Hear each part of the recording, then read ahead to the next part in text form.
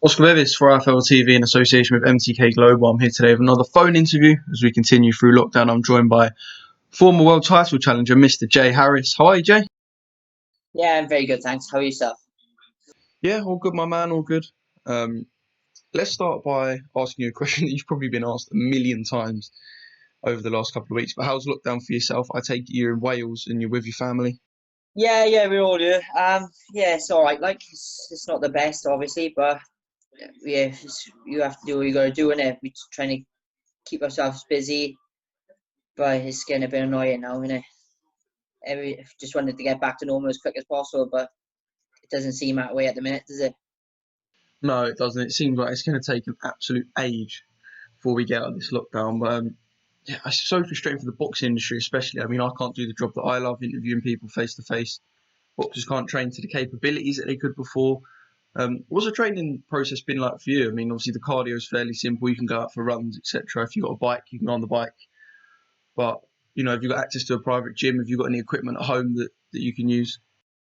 Yeah, well, as you said, the running and stuff is all good, but lucky for me, there's like a local gym. He's pretty much he's been opening a gym twice a week for me, so I just go down there, do like my bag and pads with my father, and then pretty much come home and do my normal stuff. Then, but I work on a Thursday and Friday, so that's why I do the Monday and Wednesday in the gym. Then, but yeah, lucky for me, I've got someone who will open a gym for me to help me out, but before that, all that happened, I didn't have no bags or anything, so I was just stuck doing road work all the time, and it was getting pretty boring all the time, just running every day. And but then I bought a bike. Well, I haven't bought a bike. I'm borrowing my daughter's pretty much, and I started cycling then as well. But like, yeah, he's opened the gym for me now, so it's good now. I do just want to touch on the work subject because I remember on the build up to the Martinez fight, like around fight week, that's when people started to get hold of this whole Amazon thing and the fact that you were on the verge of a world title fight and you were still working at Amazon. Yeah, I'm still there now. As I said, I'm working tomorrow. I don't think I'll be giving it up anytime soon. As I said, once the money in the box and starts going up pretty substantial, then I'll decide to quit my job, I think, and become a full time boxer. But at the minute, there's no way I can at the minute. I think I speak for most boxing fans here when I say that it's incredible that you still have to work 2 days a week, financially, considering you've just come off the back of a world title fight. But yeah, let's talk about the world title fight. Actually, we'll talk about the fight itself in a second. But first things first, the whole American experience. Would you say you actually got to enjoy the experience away from the pressures of the fight and fight week? It was an unbelievable experience. Yeah, the first week went out like 9 days before, I think. The first 2 days was quite boring. It was just like finding out our way around the place, and then once everybody started coming in and we started doing all the heads, it started to sink in and get a bit real, and it was really exciting. It was just unbelievable. It was the whole week from Monday to Saturday to fight night was just excellent. It was. I couldn't fault it. It was a hell of an experience, and hopefully I'll get another chance and experience it all again. And was it straight back to Wales after the fight, or did you get to stick around for a couple of days?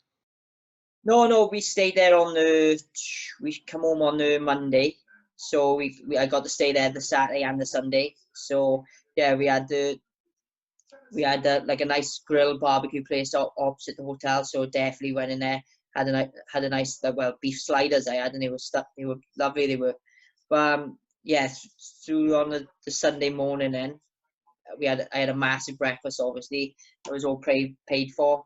It was just the food was excellent, and lucky well, I stayed there for two extra days, so I come home about a stone heavy, I think. Let's talk about the fight itself now.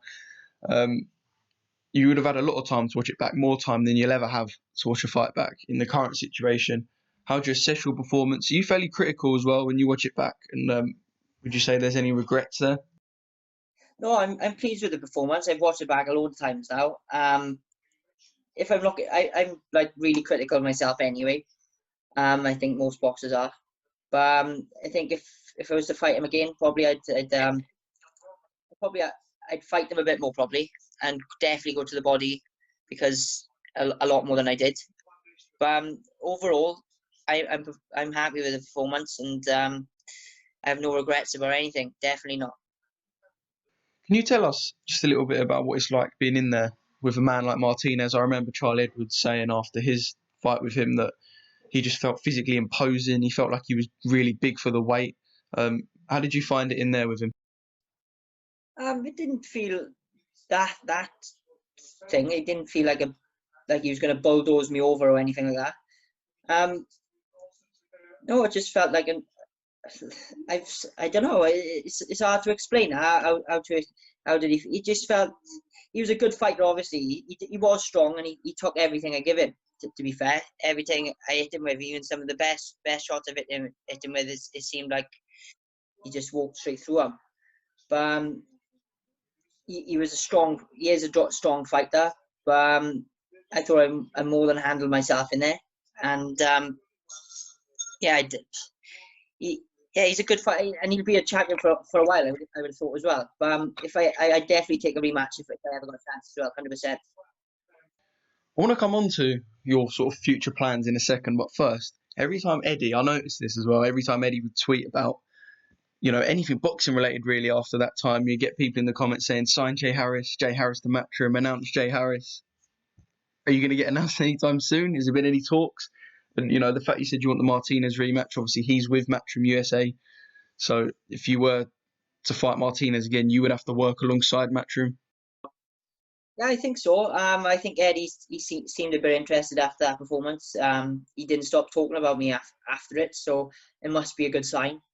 Yeah, but he definitely said to my promoter that he's interested in doing a bit with me. So hopefully something will come off, and I can get on a Matchroom, so a couple of them maybe, and hopefully down the line then maybe challenge again for a world title, the same one or a different one. You never know.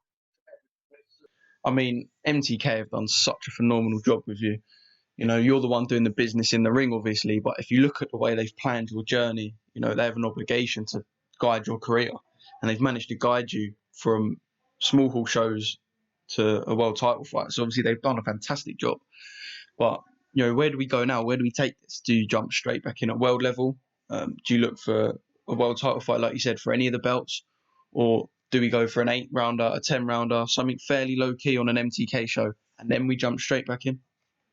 Well, hopefully we've had a chat, but they want me to get out as soon as possible. I think maybe do 8-10 rounds maybe, and then try and challenge for maybe another world title or something, maybe something at world level to just to get me back in the mix with everybody, and just go from there. Then I would have thought.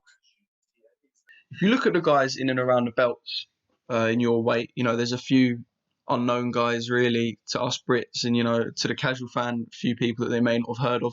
Do you do much studying of those guys, and do you pay a lot of attention to the rankings as well? Yeah, I have a little look of everybody pretty much. Well, I have a look to see who's above me really, and see if I could pretty much take out who's above me, if I'm honest. But at the minute, I'm ranking quite high on BoxRec. I think I'm like 13 or something. So is only top level fighters above me, and I think I've watched a good couple of them. And we're saying that now Charlie Edwards is still in the world rankings in BoxRec, and Tanaka, and I know both of them have moved up a weight now. So there's but I know that WBO is going to be fighting for like Nakatani and McGramo. But I think after that, maybe Sonny's got a shot at that whoever's the winner maybe. But the other three belts, I'm more than happy to challenge for any of them. Just hearing you say that, I mean, the fact that you're looking to challenge your second world title, a friend of yours, another Welshman who was out in Dallas supporting you, Liam Williams is going to fight Demetrius Andrade for the WBO middleweight strap in the next year or so. Eddie Hearn's come out and said Joe Cordina, another Welshman, could potentially beat Jojo Diaz. That's a massive statement. Welsh boxing's massive at the moment, and you're one of the people fronting it. You must be proud of that. It's very good at the minute. There's a lot of other people as well. Like you got like Chris Jenkins as well.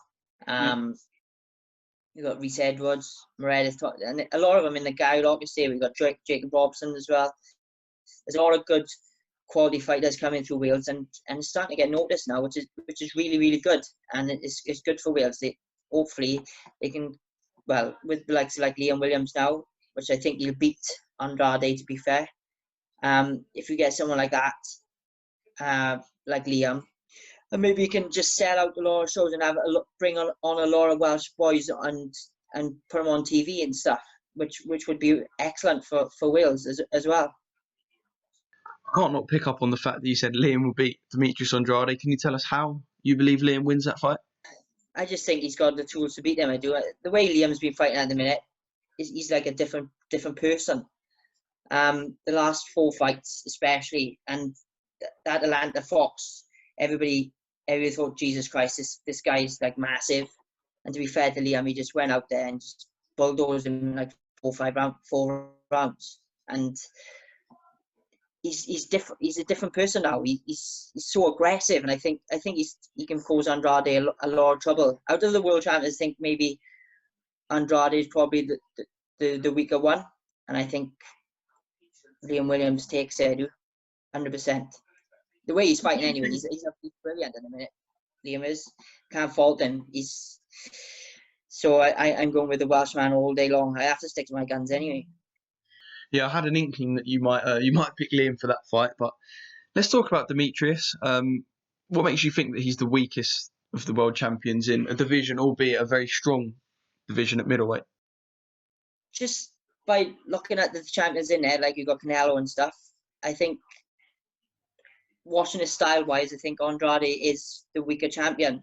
And I think Liam is all wrong for Andrade, and I think Liam just it could. I think Liam might even stop him. I think. Let's talk theoretically. Now, Liam and Demetrius fight for the world title in the States on a Matchroom bill. You and Martinez rematch on the undercard of the Matchroom bill, and you could take half of Wales across the pond. Yeah, one of the big ones, or like Vegas or New York. Yeah, nothing major then, just Vegas or New York. Let's talk about sort of the return of boxing. If we are going to get these big fights and the fights that you want and the fights that Liam wants, we're going to have to wait for boxing's return. How do you think it is going to return? Do you think it's going to be sort of with drip-fed bits of boxing and it's going to be quite slow, or do you think it will return like we've been promised, maybe with loads of big fights?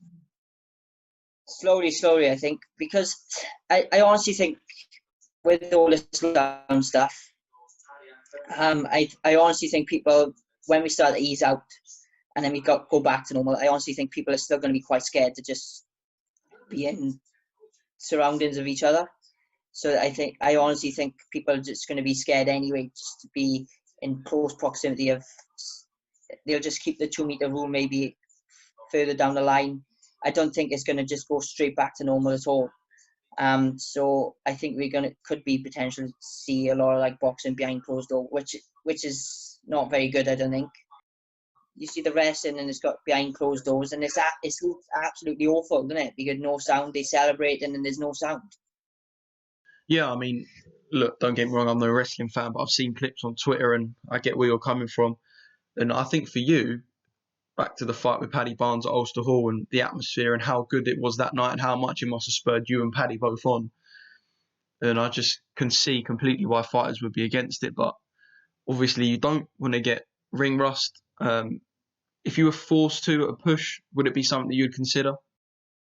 Yeah, as you said, the atmosphere, it does make a lot of difference. But if it means that I can get out as soon as possible and get back to fighting, I would fight behind closed doors, definitely, because you have to build on the momentum that I have at the minute. And if it means that the next couple of fights or whatever, I'm going to get a shot at a world title, there'll be no doubt in my mind I'd fight behind closed doors.